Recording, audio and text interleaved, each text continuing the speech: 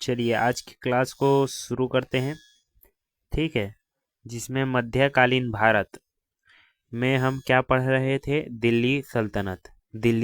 ठीक है, जिसमें हमने गुलाम वंश के बारे में पढ़ा। ठीक, इल्तुतमिश के बारे में पढ़ा। ठीक है, गुलाम वंश के शासकों के बारे में हमने पढ़ा। ठीक है, जिसमें से हमने यहाँ तक पढ़ लिया था। हमें कहाँ से पढ़ना था? रजिया सुल्तान से पढ़ना था। ठीक है, चलिए गुलाम वंश में नीचे हेडिंग डाल लीजिए अब, रजिया सुल्तान।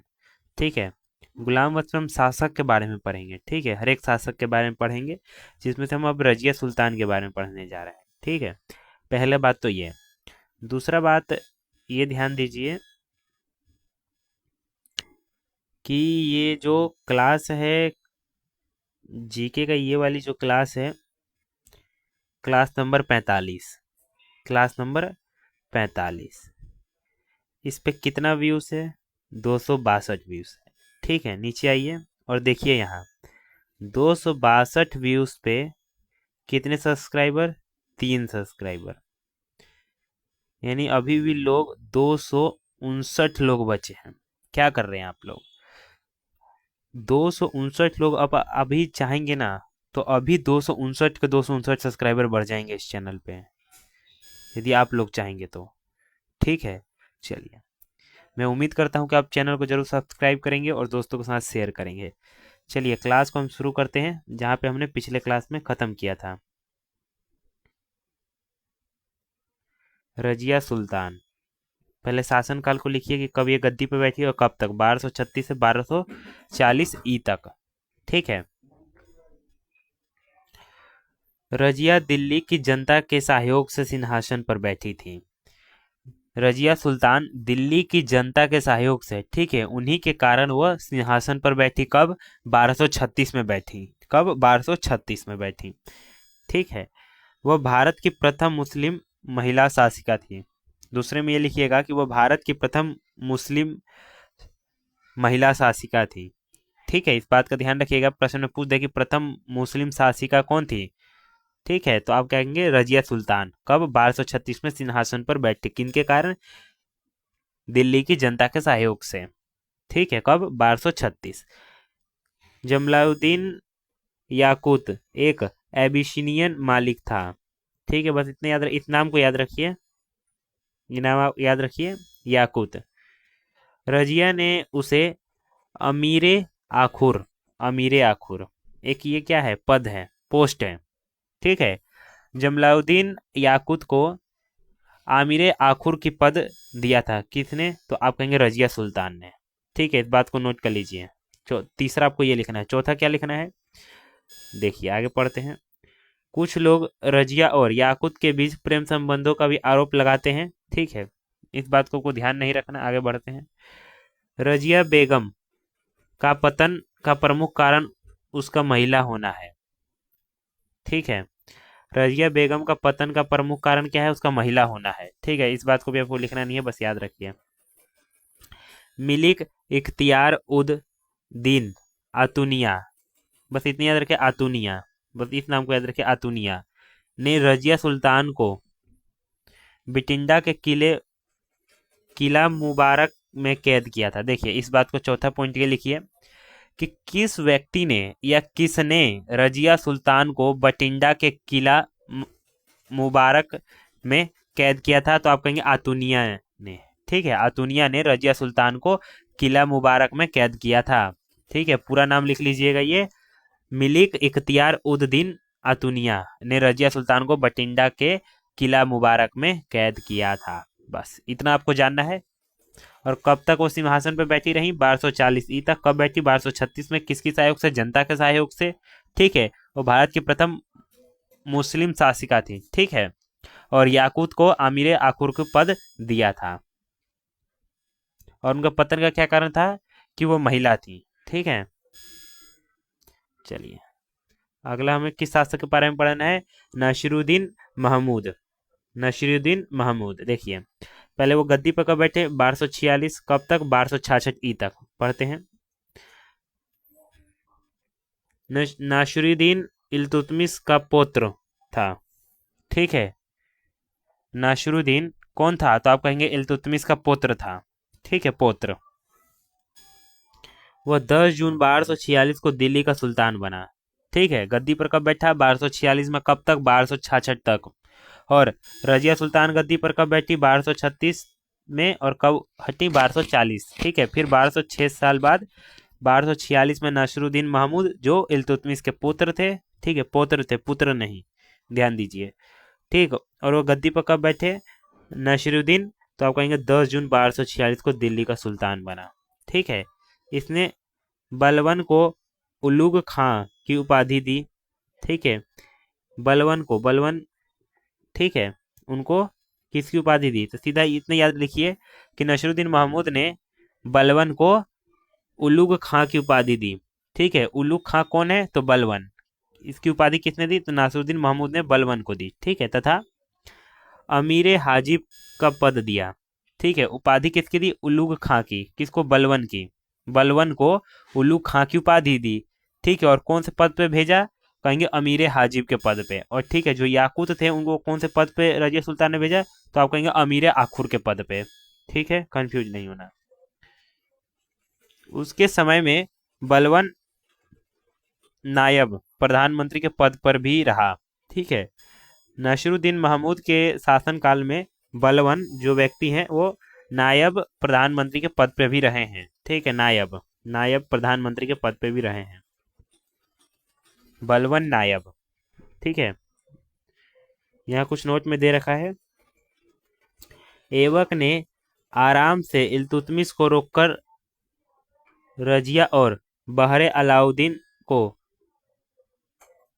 नासिर की गद्दी पर बैठने का हुक्म दिया। सुनिए ध्यान से।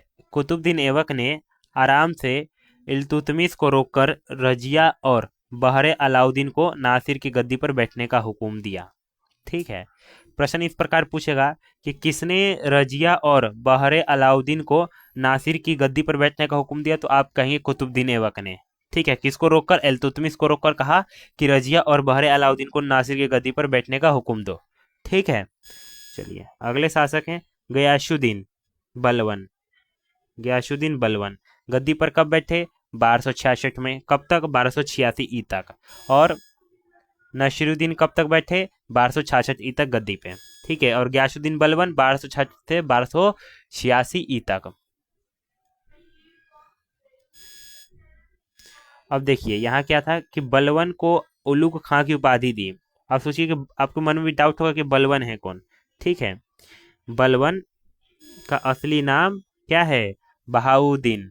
ठीक है, बलवन कौन था? तो आप कहेंगे उनका असली नाम क्या था? बहाउद्दीन। ठीक है, उनको उल्लू खां की उपाधि दी, लिख लीजिएगा। और उन्हें कौन से पद पे भेजा गया? तो आमिर हाजिब के पद पे। किसने भेजा? तो नसीरुद्दीन ने। ठीक है, नसीरुद्दीन महमूद ने। ठीक, वह इल्तुतमिश का गुलाम तथा इलबारी जनजाति का तुर्क था। ठीक है, बलवन वह इल्तुतमिश का गुलाम तथा इलबारी जनजाति का तुर्क था। 1249 में, नोट करते हुए चलिएगा, 1249 में बलवन कौन? बहाउद्दीन। ठीक है, बलवन ने अपनी पुत्री का विवाह सुल्तान नसरुद्दीन से किया। नसरुद्दीन से किया। ठीक है, क्या लिखा है यहाँ पे? नोट कीजिएगा इन दो बातों को। पहला तो ये वाला, और दूसरा कि 1249 में बलवन ने अपनी पुत्री का विवाह सुल्तान नसरुद्दीन से किया। ठीक है, तो नसरुद्दीन ने बलवन को उल्लू खां की उपाधि और अमीर हाजिब का पद दिया। क्यों? क्योंकि नसरुद्दीन ने बलवन की पुत्री से विवाह किया था। ठीक है, नसरुद्दीन ने।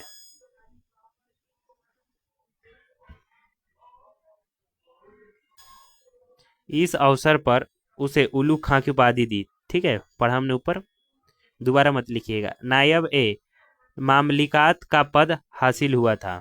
ठीक है, तथा ये वाली तो उपाधि भी दी गई थी और ये वाला पद भी हासिल हुआ था। कौन सा पद? नायाब ए मामलिकात। ठीक है, और ऊपर यहाँ भी लिखा हुआ है, और उसे आमिर हाजिब के पद भी दिया गया। ठीक है, बलवन को।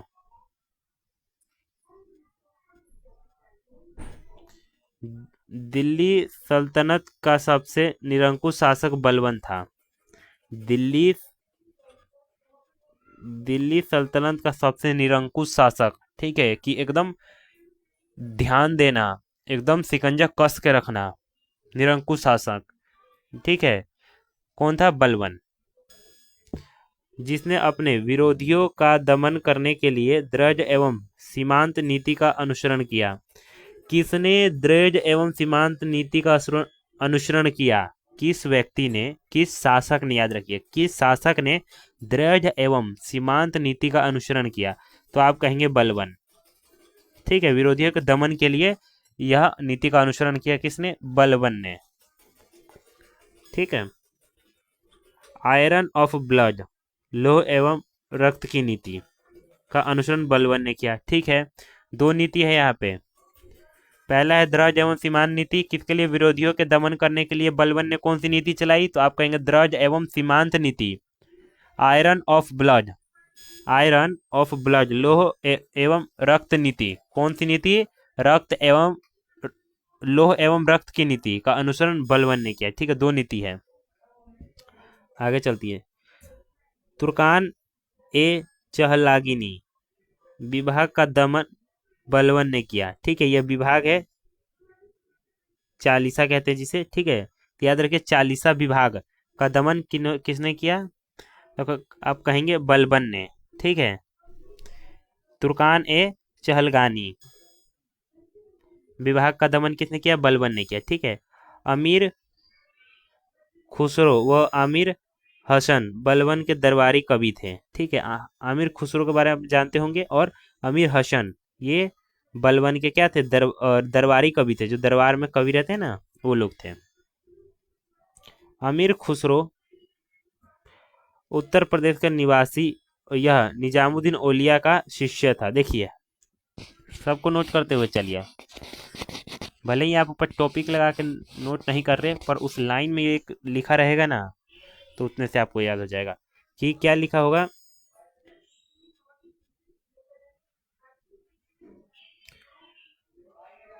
चलिए आगे बढ़ते हैं, क्या लिखा हुआ है यहाँ पे कि आमिर खुसरो उत्तर प्रदेश का निवासी, उत्तर प्रदेश से था, ठीक। निजामुद्दीन औलिया का शिष्य था। आमिर खुसरो निजामुद्दीन औलिया का शिष्य था, ठीक है। इसने सितार एवं कव्वाली का आविष्कार किया।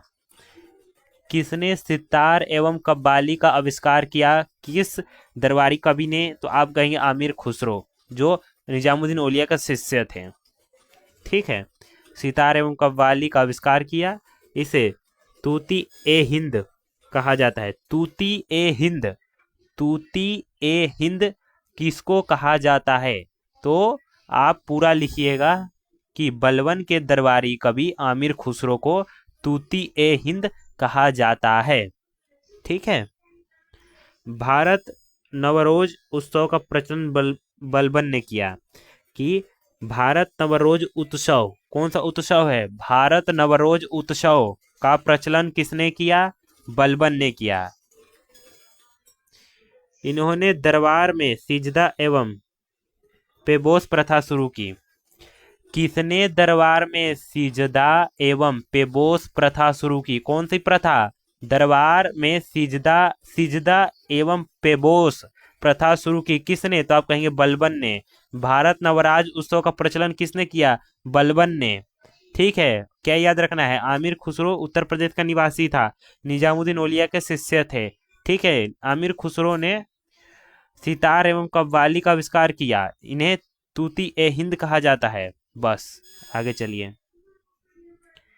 बलबन ने स्वयं को एफ्रिसियाई वंश घोषित किया। देखिए, प्रश्न इस प्रकार से पूछेगा कि गुलाम वंश के किस शासक, ठीक है, किस शासक ने अपने आप को एफ्रिसियाई वंश घोषित किया? तो आप कहेंगे बलबन ने, ठीक है। राजा पृथ्वी पर ईश्वर की प्रतिनिधि है। राजा पृथ्वी पर ईश्वर की प्रतिनिधि है। इस सिद्धांत का सर्वप्रथम प्रतिपादन बलबन ने किया। देखिए, बहुत खतरनाक नोट्स बनेगा इस पे। राजा पृथ्वी पर ईश्वर का प्रतिनिधि है, अर्थात कि राजा पृथ्वी पर ईश्वर का प्रतिनिधि है, यानी ईश्वर ने भेजा है पृथ्वी पर। यह एक सिद्धांत है। क्या है? सिद्धांत। किसका है? तो आप कहेंगे बलबन, बलबन, ठीक है।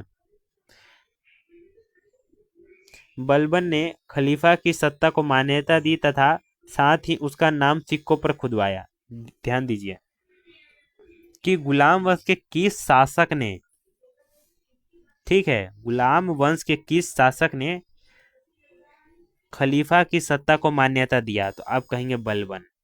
ठीक है, साथ ही उसका नाम सिक्कों पर खुदवाया। चलिए, बलबन के समय में 1279 में बंगाल में तुगरील खां ने विद्रोह किया था।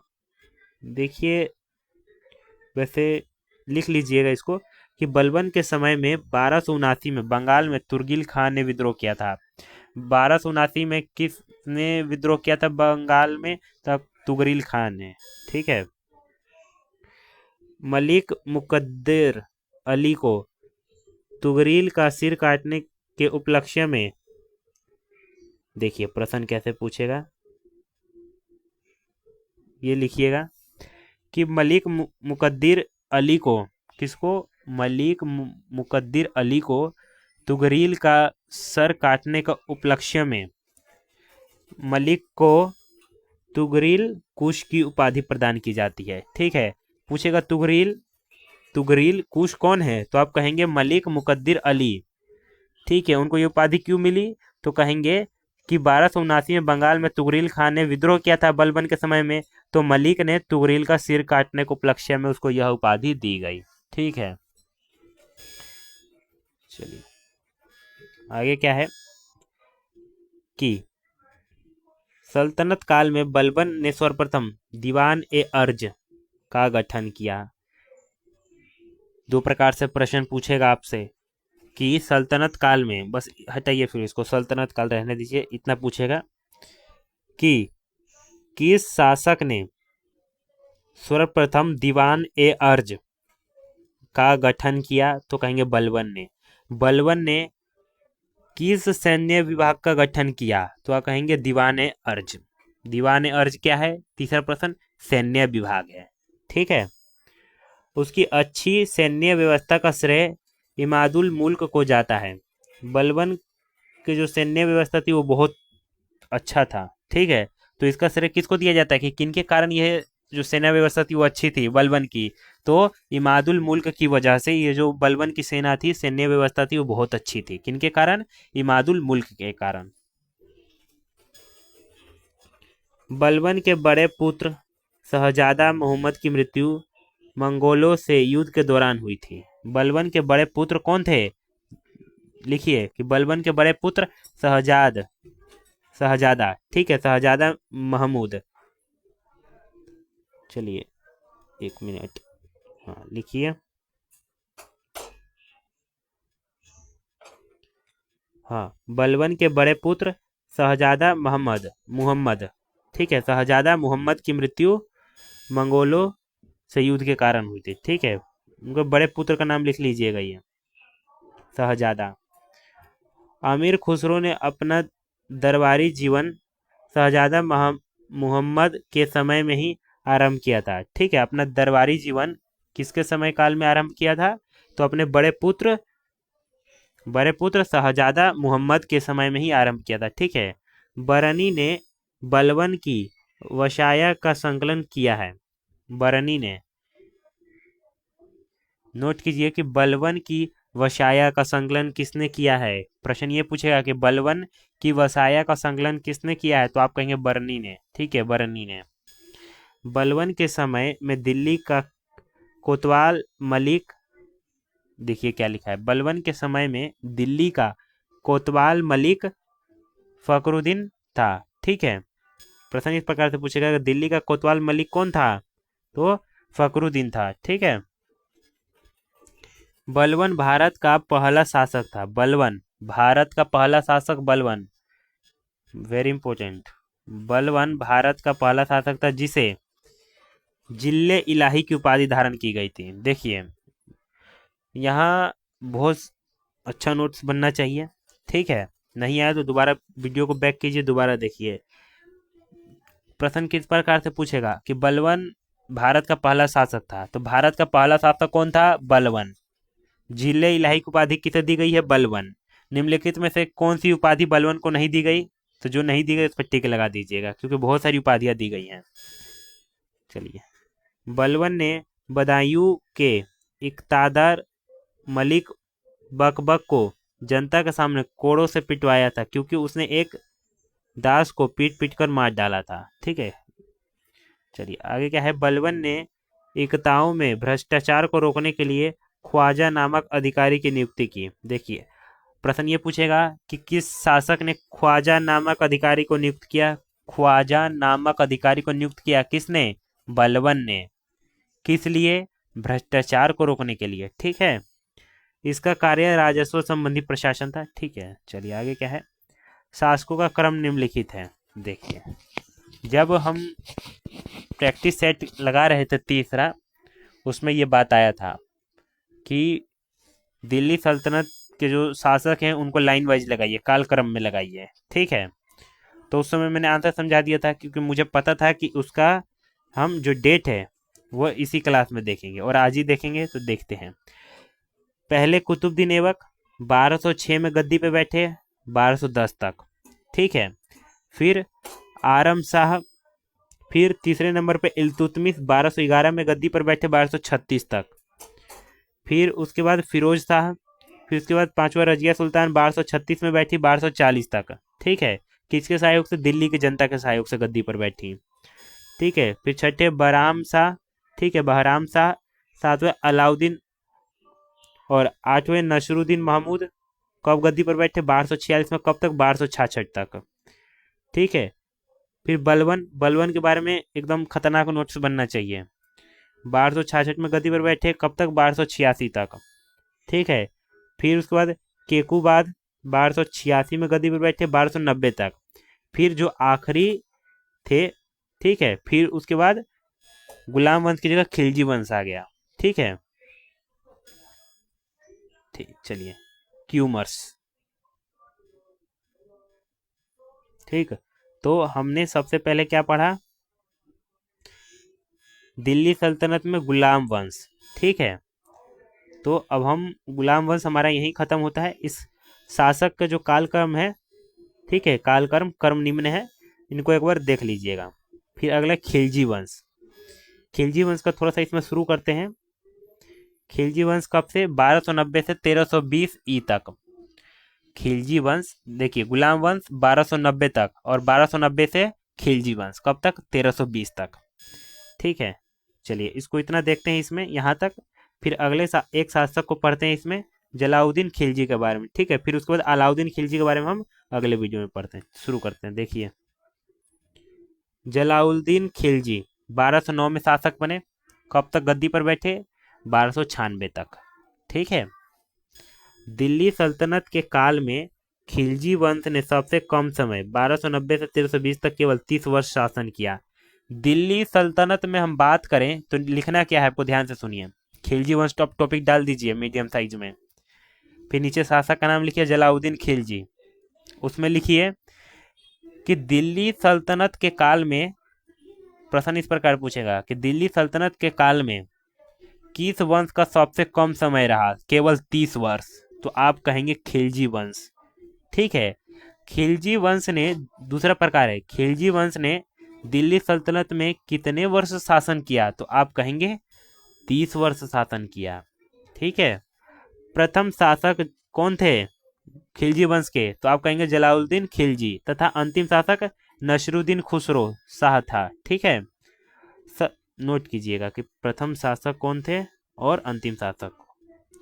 सल्तनत काल में उच्च पदों पर भारतीयों की नियुक्ति की प्रथा खिलजी काल में प्रारंभ हुई थी। क्या? कि सल्तनत काल में उच्च पदों पर भारतीयों की नियुक्ति, जो शब्द है ये लाइन इसको पकड़िए, भारतीयों, उच्च पद पर भारतीयों की नियुक्ति की प्रथा। कौन सी प्रथा है? कि उच्च पदों पर, ऊपर मतलब हाई पोस्ट पर भारतीयों की नियुक्ति होनी चाहिए। ये खिलजी काल में ही प्रारंभ हुआ था। किसके काल में? तो खिलजी काल में ही प्रारंभ हुआ था 1290 ई में। ठीक है, जो हमने ऊपर बलबन के बारे में पढ़ा, ठीक है, नोट्स बनाइएगा बहुत बढ़िया। मलिक छज्जू बलबन का भतीजा था। ठीक है, मलिक छज्जू बलबन का भतीजा था। ठीक है, जलालुद्दीन ने उसे कड़ा मानिक चलिए जलालुद्दीन ने उसे कड़ा मानिकपुर का सूबेदार बनाया था। ठीक है, मलिक छज्जू को जलालुद्दीन ने कड़ा मानिकपुर, ठीक है, मानिकपुर का क्या सूबेदार बनाया था। उसने 1290 में ही विद्रोह किया था, लेकिन जलालुद्दीन ने उसके साथ नम्रता से व्यवहार किया। ठीक है, ये रहने दीजिए, आगे बढ़ते हैं। जलालुद्दीन के समय में 2 बार मंगोल आक्रमण का खतरा उत्पन्न हुआ। पहला हलाकू के पुत्र अब्दुल्लाह के नेतृत्व में और दूसरा चंगेज खां के नाती, ठीक है, चंगेज खां के नाती उलूग खां के नेतृत्व में। देखिए पूछेगा, 2 प्रकार से प्रश्न पूछेगा, प्रश्न के हिसाब से नोट्स बनाइए कि जलालुद्दीन के समय में 2 बार, कितनी बार मंगोल आक्रमण का खतरा हुआ, तो कहेंगे 2 बार। पहला हलाकू के पुत्र अब्दुल्ला के नेतृत्व में और दूसरा चंगेज खां के नाती उलुग खां के नेतृत्व में। ठीक है, 2 बार, 2 बार, ठीक है। उलुग खां के नेतृत्व में 4000 मंगोलों ने इस्लाम कबूल कर लिया था, नोट कर लीजिए, तथा वे दिल्ली में ही बस गए। इन्हीं मंगोलों को नव मुसलमान कहा गया। उलुग खां के नेतृत्व में जो 4000 मंगोलों ने इस्लाम कबूल कर लिया, ठीक है, इन्हीं मंगोलों को नव मुसलमान कहा जाता है। प्रश्न पूछेगा कि नव मुसलमान किसे कहा जाता है, तो उलुग खां के नेतृत्व में जो 4000 मंगोलों ने इस्लाम कबूल किया था, उन्हें नव मुसलमान कहा जाता है। ठीक है, क्या लिखा है, कालांतर में जलालुद्दीन ने अपनी पुत्री का विवाह उलुग खां से कर दिया। ठीक है, जलालुद्दीन ने अपनी पुत्री का विवाह किससे किया, उलुग खां से कर दिया। ठीक है, नोट करते हुए चलिए। दीवाने वकूफ की स्थापना, दीवाने वकूफ एक शब्द है, नोट कीजिए, दीवाने वकूफ की स्थापना किसने की, जलालुद्दीन खिलजी ने। ठीक है, चलिए अगली क्लास से हम अलाउद्दीन खिलजी के बारे में पढ़ेंगे। और गद्दी पर कब बैठे, 1296 में, कब तक, 1316 तक। और 1296 तक जलालुद्दीन खिलजी बैठे कब, 1290 में गद्दी पर। ठीक है, चलिए 82 सब्सक्राइबर हैं। ठीक है, 259 लोग अभी कभी सब्सक्राइब कीजिए। ठीक है, चलिए अभी 300-400 का पार हो जाएगा सब्सक्राइबर। चलिए आज के लिए इतना है।